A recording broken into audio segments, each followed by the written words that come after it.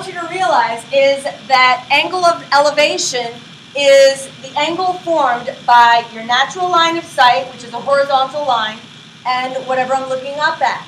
That's angle of elevation. Whereas angle of depression means I'm looking down at something. Again, my natural line of sight, because we are primates, our natural line of sight is a horizontal line. I'm looking down at something, so that's my angle of depression. Notice, this horizontal line is always there. Notice in your notes, the definition of angle of elevation and the definition of angle of depression. Have that phrase, horizontal line of sight, in it. So if you have to underline it, highlight it, circle it, put purple stars around it, whatever you got to do so that you remember that whether you're dealing with a angle of elevation or angle of depression, there's a horizontal segment involved in that angle. Angle of elevation, most students don't have any real difficulty labeling that correctly.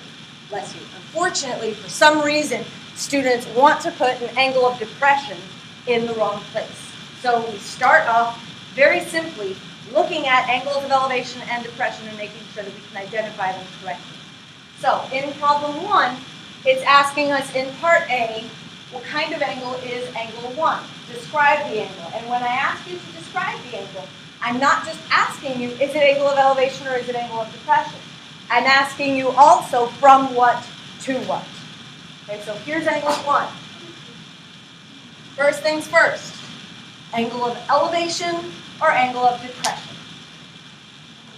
Depression, somebody's looking down at something. So, you okay with my abbreviation? Angle of depression? All right. Okay, it's an angle of depression from what to what? From the plane to the controller, yes.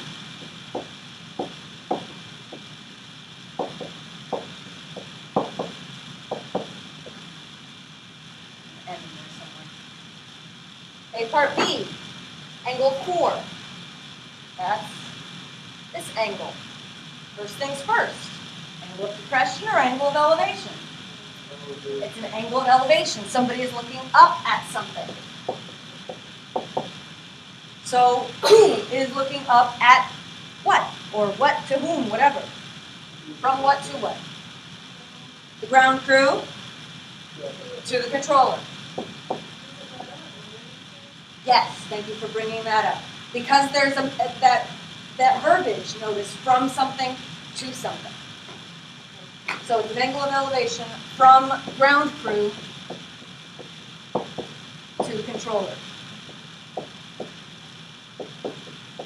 Please, just in case you are one of these answers that was way off and didn't know what you were doing. And again, I'm not ever interested in shaming anyone that got the wrong answer. Yes, ma'am? I don't even understand how they got. Okay, so a diagram would look like this. I don't know how tall the rock climber, how high above the ground the rock climber is. That's the X that I need to solve for. I know my angle of elevation is 32. I know that I'm 1,000 feet from the base of the cliff, and I'm looking at the screen and I see a 62. I know in my going around, I saw at least one person accidentally drop a 0 in your calculations. That may have been something that happened in your work. Okay, so from here, you would do tangent of 32 equals x over 1,000, which means in your calculator, you're taking 1,000 times the tangent of 32. And your calculator is spitting back approximately 625. What you need to take into consideration is that this angle of elevation was from a person standing 6 feet tall. That's why you have to add the 6 on to the value of x in order to find out how high that rock climber is. This is a deep, thinky question. As I've said before, that EOC is going to expect you to be able to make connections. Okay? I hate the EOC, I heard that. Yes?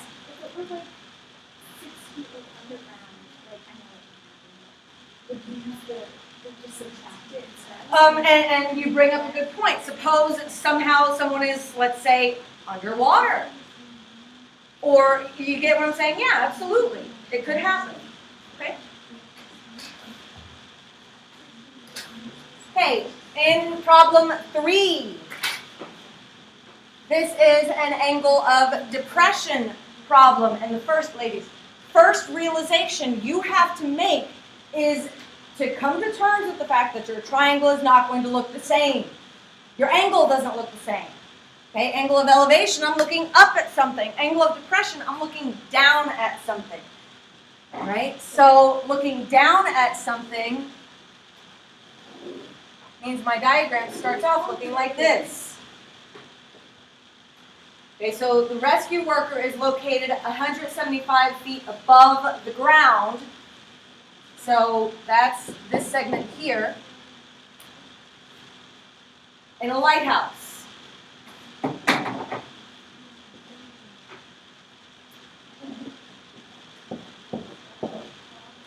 Lighthouse. He spots a ship on the water at an angle of depression of 62 degrees. There's my 62.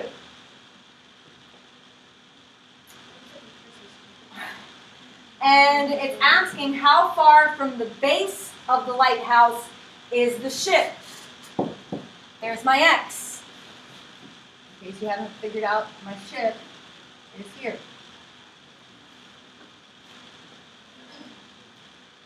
Okay, so you're solving for X. What trig ratio am I using? Always. In general, tangent is the ratio that we end up using most frequently than others when we're dealing with situations like this, because it's easy to measure horizontal distance. It's easy to measure a vertical distance. You don't see too much of this unless, thank you for bringing it up, oh gosh, he's like, darn it. It's going to be on the test. There's going to be one question. Well, think about it. I'm trying to expose you to, situations. If you're flying a kite. I hate kites in math in general. Okay, I think you'll get over it though. Okay? So, if you're flying a kite, Taylor, what I'd hope that you'd realize is that string would be the hypotenuse, which means you could be dealing with a sine or a cosine problem. Okay? Okay.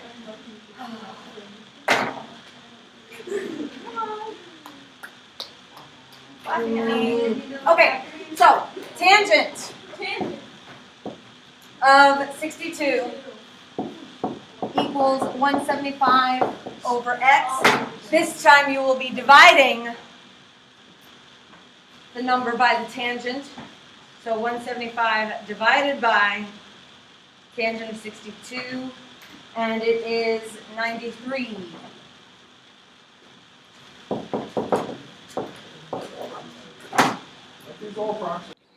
I want to apologize for the waste of space that problem 7 in your notes is.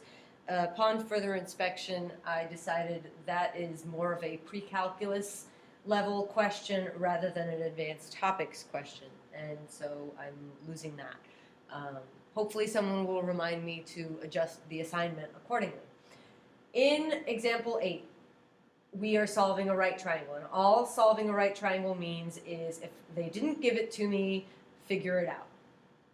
All right, so in part A, I have side lengths, but no angle measures. Well, first of all, I can use Pythagorean's theorem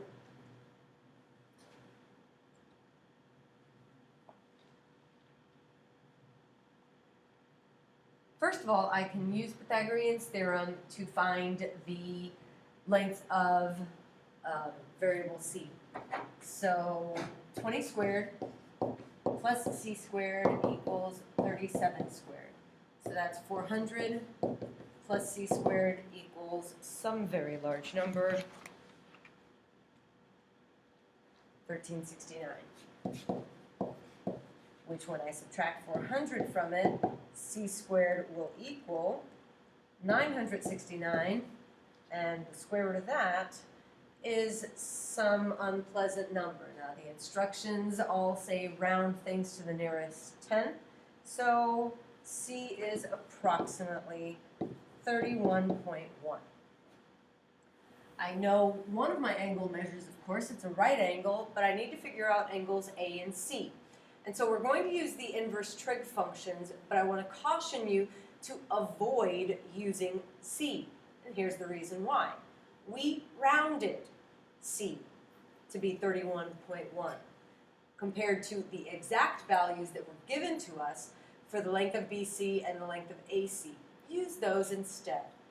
So I could say that the sine of angle A will equal 20 over 37, which means that in my calculator I'm figuring out what the inverse sine of 20 over 37 is, because that's going to be the measure of angle A. So 20 divided by 37, and I take the inverse sine of that, and it says round angle measures to the nearest degree, so this rounds to 33 degrees. And if angle A is 33 degrees, then the measure of angle C will be 57 degrees.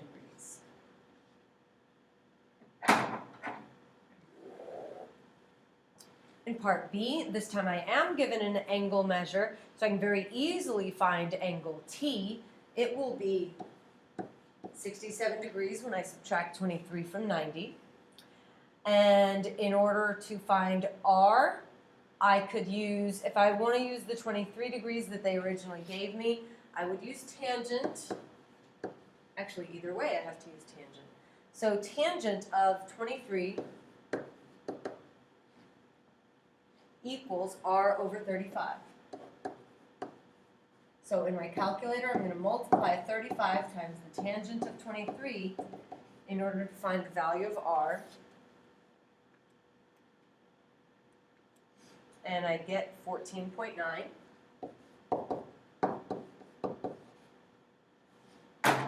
And I could use Pythagorean's theorem to find S, or I could use trigonometry to find S. Either way, you should end up with the same thing. Because using Pythagorean's theorem would involve using an approximated value, I would say avoid using R. So I'm going to use the 23 degrees that they gave me, the 35 segment length that they gave me, and that means my equation is cosine of 23 equals 35 over S. And that means that the value of S will equal 35 divided by the cosine of 23. And in my calculator, that's approximately 38. One thing I want you to think of when you're solving these triangles is make sure that your answers make sense. S is my hypotenuse. It should be the longest length in the problem. It is. So no big alarm should go off in my head for that one. R is a side length opposite an angle that is smaller than what the 35 is opposite. So that should mean that the length of R is less than 35, which it is. So that makes sense. Try to remember to make sure whether your answers make sense.